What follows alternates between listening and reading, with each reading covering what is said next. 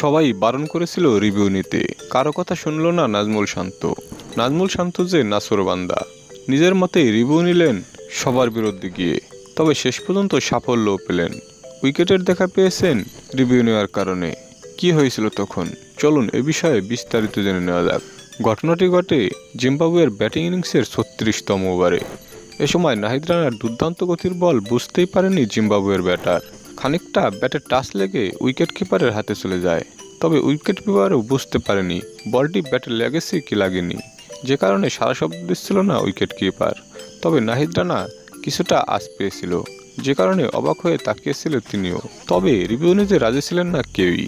তবে শেষ পর্যন্ত নাজমুল শান্ত নিজের মতেই রিভিউ নেন। এরপর আম্পায়ার নিজের সিদ্ধান্ত পরিবর্তন করে আউট দিতে বাধ্য হন। পরে টিভি স্পাইকে দেখা যায় বলটি কোনো মতে ব্যাটে লেগেছিল, যে কারণে উইকেটের দেখা পায় নাজমুল শান্ত। তবে সবার বিরুদ্ধে গিয়ে রিভিউ নেওয়ায় প্রশংসায় ভাসছে নাজমুল শান্ত।